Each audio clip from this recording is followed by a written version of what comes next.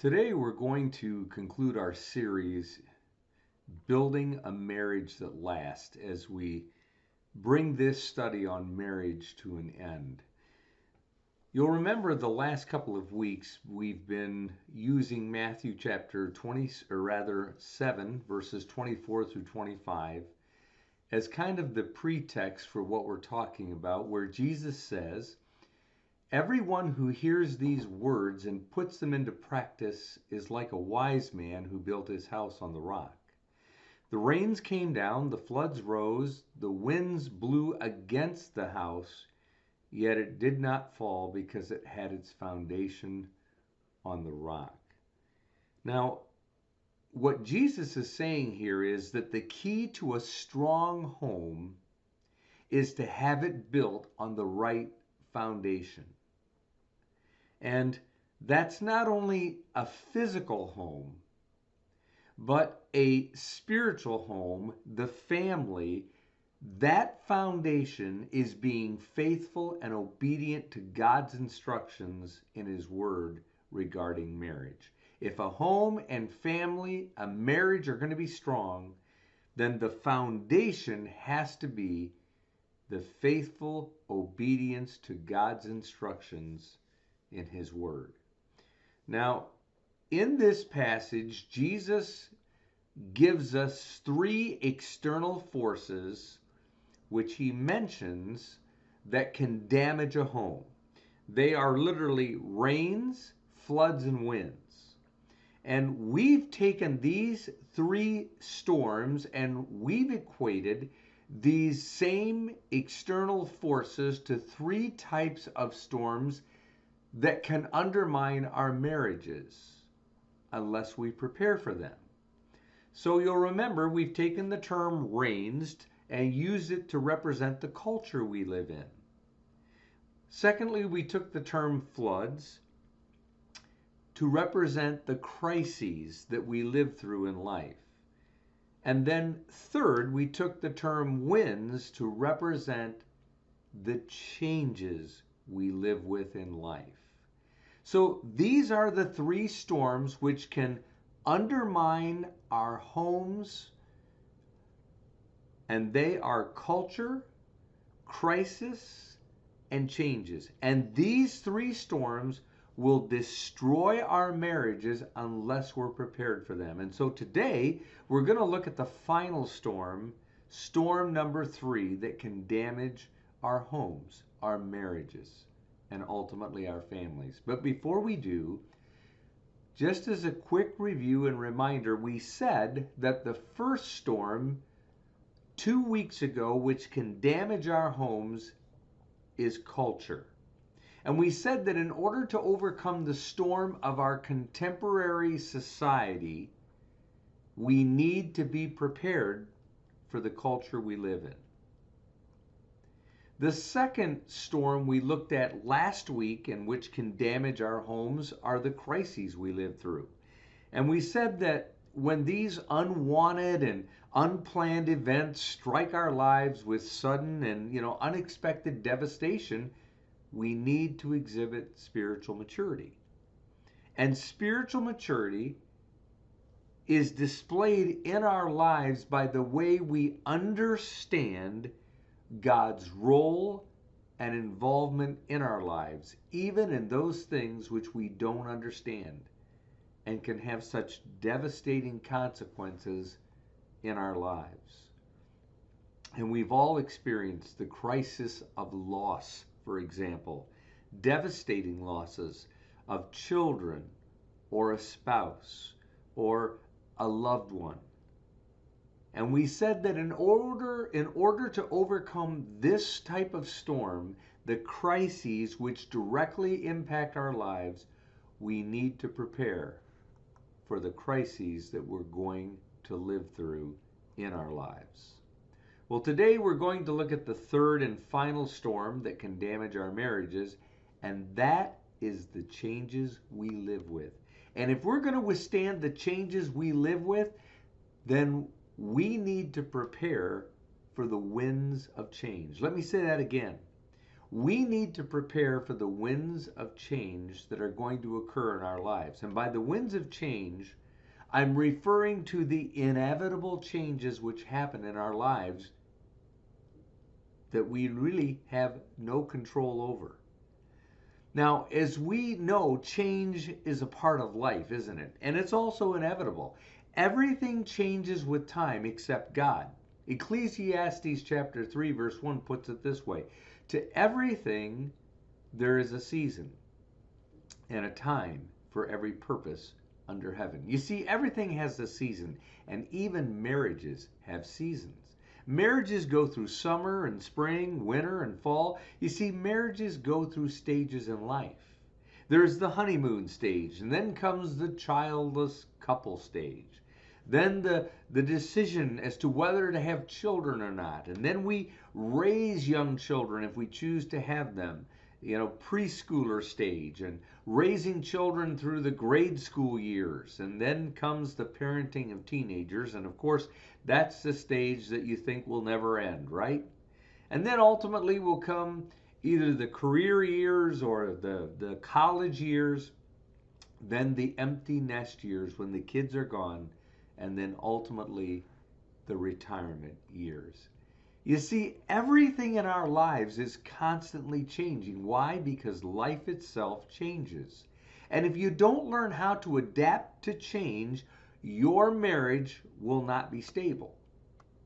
Why, you ask? Because whether you're ready for it or not, the winds of change are coming. And they will blow against the structure of your home and your family and your marriage, and they will literally rock the stability of your marriage. You see, we have to understand that marriage is dynamic. It's not static. It's either always getting better or it's going to get worse. Getting better or getting worse. It's either deteriorating or it's improving. That's how marriage works. It's either growing together or growing apart.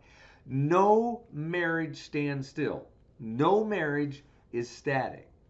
One of the most common complaints you'll hear from people is, but he or she's just not the person I married. And of course, she or he isn't. And neither are you. You're not the person your mate married. And so again, why? Because we're always constantly changing. We're always growing, always developing. Or it could be the opposite. We're always deteriorating. We change. It's inevitable that if you don't change with your mate, the winds of change are going to blow the two of you apart. You see, we even change emotionally in our lives as time goes on. We even change intellectually. We change spiritually in our growth with Christ, in our commitments as we are literally developing and growing in Him. We change physically. And I've never really understood, to be honest with you, or gotten why people would marry just for looks. And I'll tell you why. Because beauty just doesn't last. The person who marries just because the other person is good looking is like someone buying a car because they like the paint job. You see, the paint job is going to fade over time, right? It's just the nature of things. So you've got to love more than just the paint job if a marriage is going to last for the long haul. And as we wrap up this mini-series today, I want to say to you, commit yourself to loving your mate for the rest of your life, no matter what changes take place in your lives.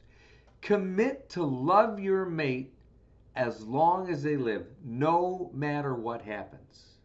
Commit yourself to your mate in spite of these winds of change. Some changes in life, as we know, aren't too pleasant. Proverbs chapter 20, verse 30 says it like this: sometimes it takes a painful situation to make us change our ways. Do any of you identify with that verse?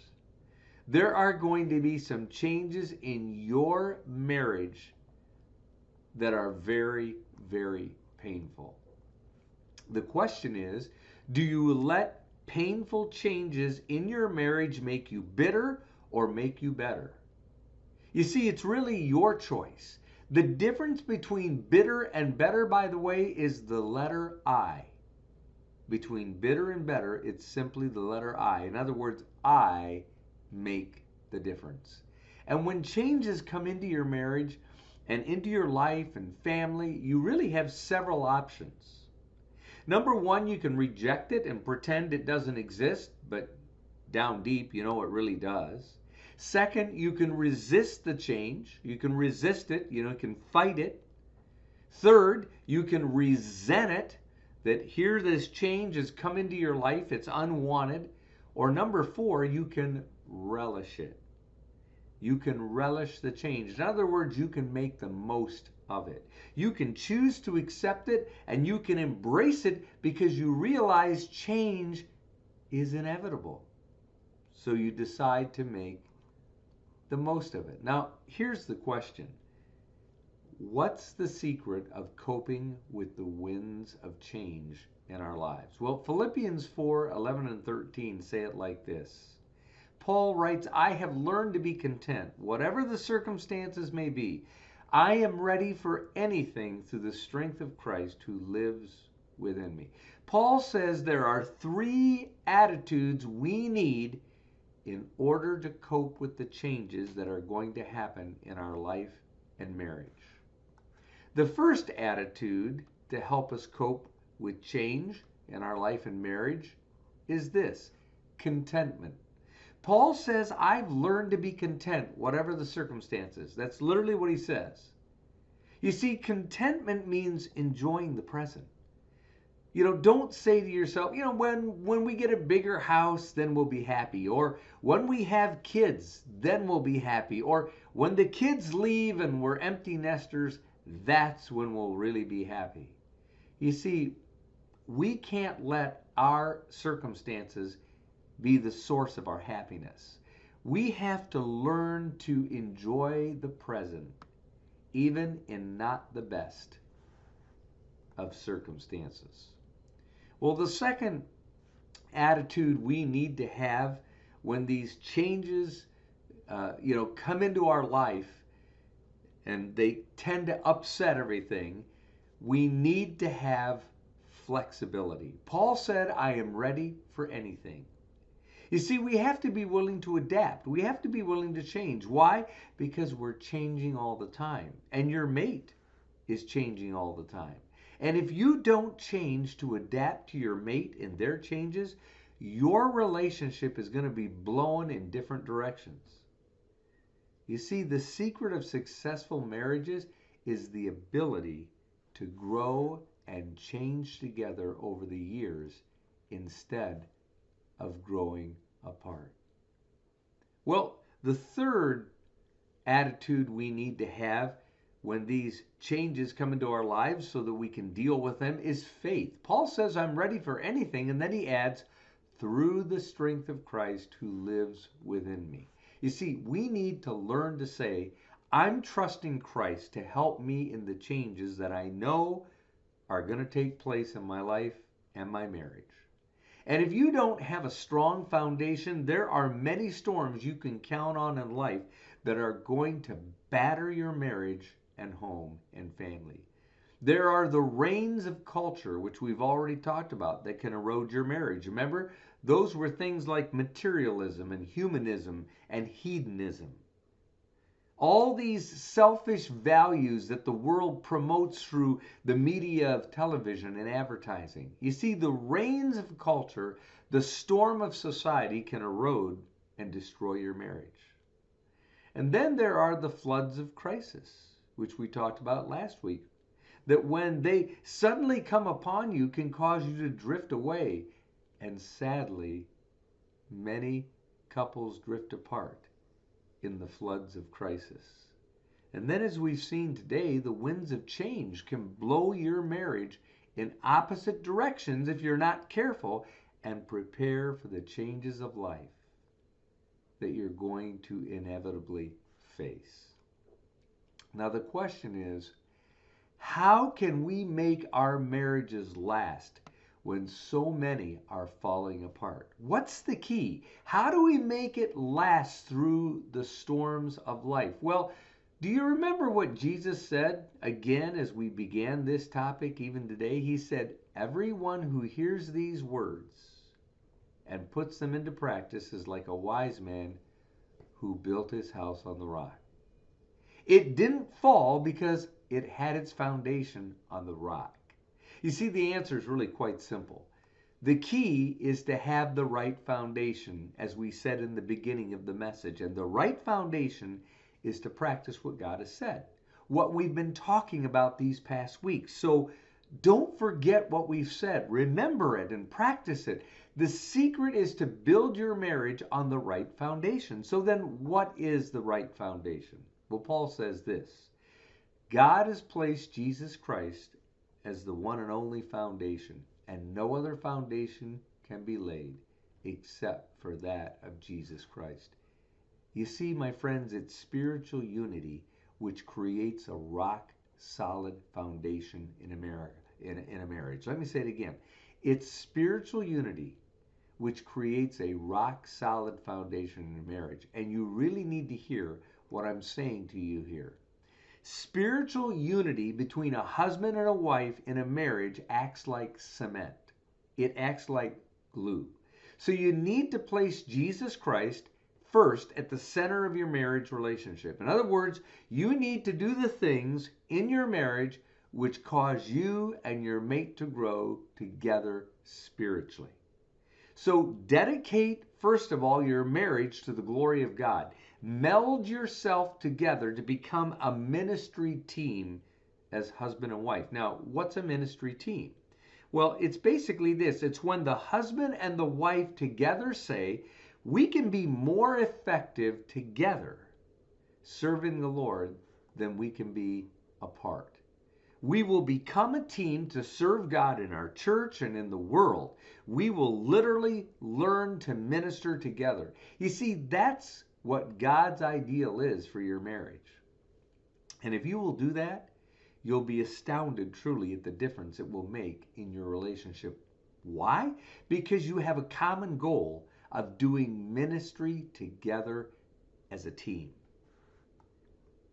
As we close this series on marriage, I want to say to those of you that are married, don't become complacent. Do not take your mate for granted. Work on your relationship. Cultivate it. Read books about it. Go to marriage enrichment seminars.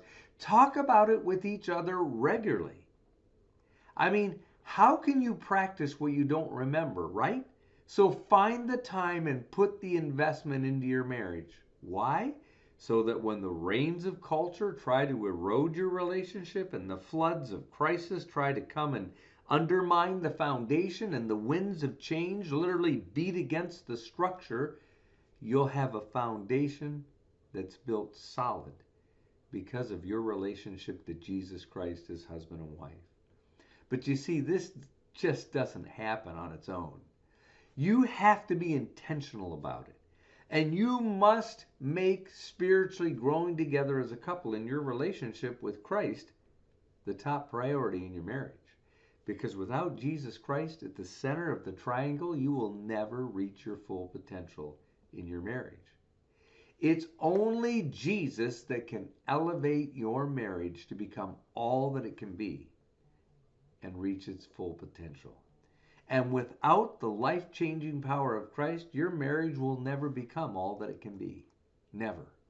Jesus Christ is the difference between good and great in a marriage. He alone is the one who can elevate you to new heights in your marriage so that you realize the difference between what your marriage is and what it can be with his help and guiding hand. But in order for that to happen, you must be willing to let him have his rightful place in your relationship with each other. He and he alone must be at the center of your marriage.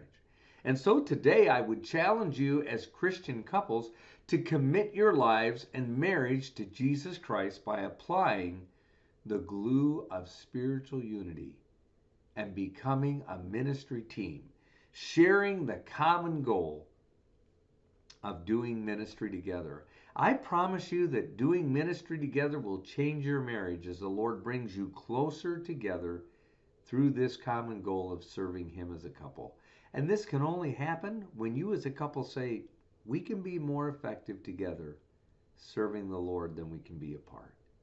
We will become a team to serve God in our church and in the world. We'll minister together. And I'm telling you that when that happens, wonderful things are about to start taking place in your marriage.